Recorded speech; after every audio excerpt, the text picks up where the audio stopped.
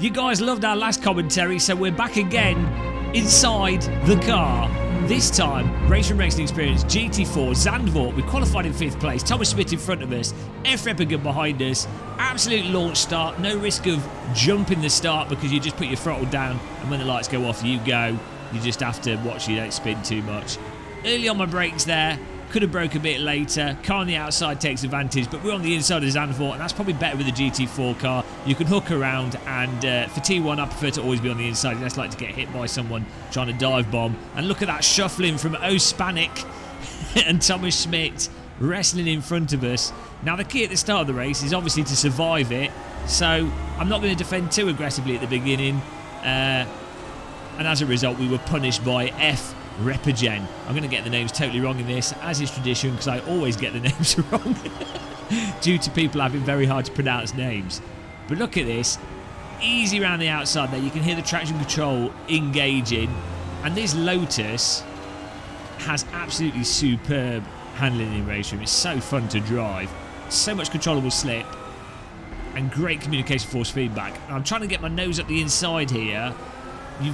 Problem is, you get up the inside there, the car on the left is still on the inside for the next corner, so you really have to get in there late if you're actually going to try and get a committed pass. But you see, I get a much better exit from the wider line into the second corner there. Again, I want to be on the right hand side to get the overtake here. I'm not. I'm on the left hand side. He's defended that really well, but he's outbroke himself and then bowled straight into F. Reppigan, but got away with it surprisingly, as Reppigan's having none of it. Almost pushes him onto the grass. What's great with this though, this is what happens in racing, especially with the GT4. You can have like door leaning action, which is fantastic. It's missing from most simulators, and it allows for these sort of crazy lunges, proper trading paint, and driving that you see, to be honest, you actually get a lot of rough contact driving in real world motorsport, especially at these lower specs where the car speed differences aren't so great, so you really have to do lunges to actually get the overtake on these types of tracks. So really fantastic that Race Room supports this type of racing. Now, we got past Ospanic there due to his slowness down the start-finish line. He had a slow exit, I think he was on the grass, and we are now on the tail of F. Reppigan, Thomas Schmidt, Lee Mabet and M. He literally has the craziest name in sim racing, does the driver in P1. I have a suspicion that he's just banged his forehead on his keyboard. Some keys fell out, and that's his name. I can't believe that that's his real name. If it is, I'm jealous, because it's an amazing name, but it's one I'm never going to be able to pronounce. But look at this gaggle up front. So now we've got this gap that's emerged in the race here, and it's really a case of trying to capitalise on the fact that Thomas Schmidt there trying to battle with Lee Mabet and the cars in front are going to be battling, especially with GT4, especially on a track this tight. So the trick is for me to just really be as smooth as possible, concentrate on it, be aware that there's going to be an accident up front most likely, and just really nail those lines and polish things up and get my pace going. I'm just outside the draft of F. Reppigan, but he's about to come onto the tail of Thomas Schmidt and Lee there. And this should pay off for me as we do a little bit of a lift there through that corner to get the exit. The timing of this with this car is crucial in terms of getting the lift off oversteer hooked up just right, so that you're then getting back on the throttle at just the right, on the apex at just the right time. To then carry the speed through the corner. Now, Thomas Schmidt just got pushed a little bit wide there. He recovered it before getting on the grass. Fantastic recovery. But it did cost him a position. And there's me getting on the curb. Those curbs are the size of Mount Everest. You can hook the wheel on them quite easily, as you saw there. Fortunately, a bit of counter steer. All was fine. And this car is very forgiving. If that was a Formula car, we would have been bobsledding on the curbing and would have been in a lot of trouble. But we've got Thomas here trying to hook it up there. Me trying to hook up as well. So what you'll find with this car, when you're nailing it, you'll notice I'm kind of messing it up going into the corners. We're oscillating and taking like 3 bites out of each corner. When you're absolutely nailing it in this car, what will happen is you'll brake mostly in a straight line. You'll come off the brake smoothly. The car will transition from the braking zone, and you'll be with a little bit of oversteer on the braking if you've got the brake bar set up just right. It will transition, then you get on the throttle, but if you're modulating the throttle because it's a longer corner, you'll be balancing the throttle for the lift-off oversteer. But ultimately, what I'm trying to convey is you want to be as smooth as possible and do a really nice smooth radius by linking together the braking and the throttle and also the lift-off oversteer with the throttle. And you can feel through the force feedback exactly what you need to do to line it up. It all lines up with the visuals as well, obviously. And it all really connects, and that's what makes it so satisfying and so rewarding and so intuitive. Like you can test things out, really get a feel for it, and then you have a range of what you can play with to then dial it back and get into it. As Thomas Schmidt goes for a dive bomb up the inside, T1 on this track, nice and tight and nice and cambered, which gives you the opportunity to go for complete lunges. But he can't get it to stick, or can he? He's still on the inside. F-Rep again. Look at that. Thomas gets on the throttle there. The undulations and camber on this track mean that sometimes the car on the inside has an advantage over the car on the outside, purely because the car's not bouncing up and down, so the traction control's not going to bog down. You can actually get the grip down. There you go. Thomas has got it in there. Rep again is trying to get on his tail. There's a real risk of getting tapped from behind around the right-hander there, and that will really ruin your race. So, fortunately, Repigen's been relatively kind and polite to Thomas. But look at him, he's having to squeeze up the inside there. He can't find a way through. He's trying. Thomas is sweating. There's water pouring out of his door. And all the time whilst his battling's going on, I'm just closing in on the gap. And I'm also using this as an opportunity to pick things up. This is our first race with the GT4 car on this track in a long time in Race Room. And I find personally, jumping into races like this, Thomas goes over the curb, loses the rear bit. It's not a good time for Thomas though. He's managed to recover it though.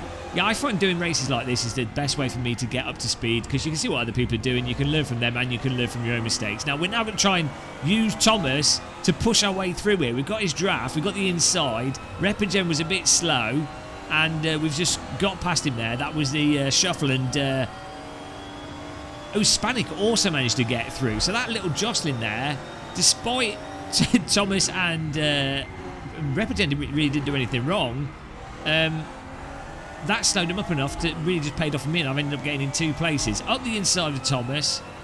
Goodbye. He's been going too deep into that. If you carry too much speed into it, obviously you will understeer. But the margin between getting the speed into the corner, getting the back out a little bit with a bit of slip, so you can get on the power and hook it up on the inside, it's very hard to absolutely nail, and a very punishing corner if you get it slightly wrong. So now we've got this little gap. We've got a 3-second gap from Lee and an 8-second gap from Mr. Type in with your forehead name. Brizek. I don't know if that's his real name. If someone can type it phonetically in the comments, so I've got a reference for if we ever race this guy again. So now that we've got in front here, still 6 minutes to go in the race. We really have to put things into practice here. We're really going to have to erect the wall of muscle against T. Schmidt and Hispanic and F. Repigen, who are battling behind us. But I think Hispanic's managed to get a little bit of a gap from F. Repigen. So it's mostly me versus the Schmidt here. You can see him in that left mirror. Next race we do, I'll definitely put the middle mirror on, so we don't have to keep doing this look behind lark for you guys to see what's going on behind. Look how close they are. He's right in our exhaust. He's trying to line it up. He's got our draft, but he can't get enough power. And there's me mowing the lawn, which is not going to help for the exit. I find with my triple screen setup, showing off my mental LG OLED setup, the real mirrors are just perfect. But I realised for this video, in these videos, we need to put a virtual mirror on. So I just did what Thomas did in the previous lap there. I went in too fast, understeered. He managed to get the inside, but we still managed to get the pace on the exit. I'm not sure why he didn't get it to commit. Now he's trying to go up the inside. I've closed the door on him again. We were very lucky to stay in front of him there. Thomas is now battling with Hispanic, so I imagine what happened previously is that Hispanic caught up with Thomas a little bit, and that's what slowed him down, which has paid off for me. The wall of muscle is paying off. It's always really nice when you're in front of a couple of cars, if the cars behind you are also having to battle each other. It gives you a little bit of a reprieve from an almost definite pass from the car behind, especially in these GT4 cars where there's a fair bit of draft coming into play, which down the straights would give the car behind a good opportunity to actually catch up with you. Nice and smooth through there, but not quick. Not fast. Another thing with this car, well, bit of a tap from Hispanic there. Another thing with this car is you've got to be careful on the curbs. It will cause it to bog down if you use the curbs too much. So straight line over the curbs is fine, but you don't want to be bouncing them. So we're now side by side with Hispanic, and Thomas somehow magically managed to find a way through. That was a magic trick. Hispanic took himself out. Thomas then managed to pass Repigen and myself. Absolutely fantastic overtake by him, nice and clean. And now we're trying to get on the inside here, run off the understeer to the outside, run a little bit wide. Thomas is right on our right hand side. I'm going to keep checking because I want to make sure where we are for the braking. I'm trying to brake as late as possible. Obviously taking the outside line, so you have to brake slightly different to if you're on the inside. If you run wide on the outside line there and you brake too late or you push it too much and you go on that sand, it is pretty much race over. So it's better to be safe, brake early, lose the position on the inside, but still actually be in the race. As Thomas goes, I think he threw his car in there. That's another thing you've got to avoid with this, especially on the tighter corners, is chucking the car in and then that pushing all four wheels over the grip. You really want to be delicate with this car, although you can get away with overdriving it a lot, which is fantastic. As we've got fireworks coming out of his exhaust, you really do need to be delicate. It's like a little bit of slip, but not too much. As we go for a lunge up the inside here, take a bit of curbing. I think that's a traction control kicking in. Thomas still on the outside, hasn't got the pace, and Thomas totally misses the brake point there. But I think he's still got space. No, I dart right across his bonnet, which was very cheeky, and I left it a bit late. We had space though, and as long as you don't hit the car that you've just overtaken, it's okay. But from Thomas's perspective, it looked like we were a lunatic trying to wreck him. But we got in front of him there, which was nice. Absolutely fantastic side-by-side driving. Not even a contact. Just proper, aggressive, mean, paint scrape racing. And Thomas is still right in their tail, looking like the dinosaur from Jurassic Park, as we say, chasing us down, although it's actually sunny, not rainy. If it was starting to rain, it would be literally the Jurassic Park scene. I'm still in the 90s in my head, guys. Look at that, he should have the draft. I'm going to give him a bit of a woggle here, just to try and put him off, and I accidentally drive into the wall. I thought if I remove my wing mirror, it will lighten my car up. That's probably a good reason why you should put the mirror on, so you don't have to use the look backwards button to see behind you. It was fine though. The car's in perfectly good condition. Second hand GT4 car available with a few scrapes down the side of it. Bargain price. I think these cars still cost like 100 plus K. Actually, maybe not that much. They're like 60k or something. I don't know. It'll be something ridiculous, won't it? It will be 100 plus K. It's motorsport. Oh, I'll have to Google the price of GT4 cars. Maybe cheaper with scrapes down the side. But look at this. 1 minute 23 to go in the race still. Thomas is still behind us. Keep getting glimpses of him in the mirrors. He's trying to close in on us. 5 tenths behind us. Lee and crazy name he's gone. 13 seconds ahead. That gives you an example of actual pace. I think Lee, myself, and T. Schmidt are similar pace, but Lee managed to get away whilst everyone was fighting. But Lee, Mabbott, T. Schmidt, myself are still like a second or two from actual track pace, along with the rest of the people in the race. You always get that cheeky alien that's just too good. But you know, it's not always about winning. It's all about racing. Doesn't matter where you are on the track. As long as you're having a good race, you're having a good race. It's all about battling, smashing into people. tears, shouting. That's what I enjoy with the sim racing. There you go, I'm braking in the middle there. I've kept my car right in the middle of the track just in case Thomas was closer. And if you've got your car in the middle coming into T1, it gives you the option of defending to the right or to the left and being a bit cheeky and being very vague. Whereas if you position your car right on one side or right on the other side, it's going to be harder for the other car to...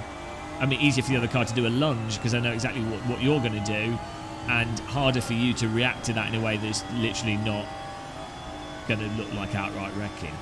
So be vague and be annoying with your car. Look at that, we're caught in a bit of a slide there, which has allowed Thomas to get right up onto our exhaust. Now I've gone wide, keeping my foot in. Grass, fortunately, not too slippy with this car.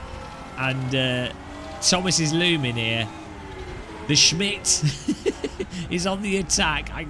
Right, he's touching our rear. I could feel the car, a little bump on the force feedback. And I'm hugging to the inside through here as much as possible so we can't do a lunge up the inside. I'm then going to go to the far right because there's no way around the outside in this corner to come out. Defending on the right so we can't do a lunge. And then I see that he's on the left, so I move back to the middle a bit. Cheeky again. He goes up the inside, actually gets in front of us here. He's on the curbs though, so he can't get a smooth exit. I'm on the curbs on the right. He's left just enough space. Side by side into the final corner. I'm on the inside, which is a perfect position. He's not going to be able to get the line through this. He's still side by side. I push him wide. Give him a bit of lawn to play with. His car doesn't get the traction off it. He's now stuck behind us. Drove into the back of us out of frustration. We destroyed the Schmidt. We didn't beat Lee, but we got ourselves an absolutely solid third place, and that, again, was absolutely fantastic racing thanks to Race Room Racing Experience. So I'm absolutely loving the racing that you get in Race Room. The contact you can have, the net code, the car handling, the force feedback, top notch. If you enjoyed this race and you enjoyed the video, make sure you click the like button, make sure you subscribe, check out our Twitch, check out our Twitter, and that's about it really. That's about it. All I can say is happy tea drinking and goodbye everyone.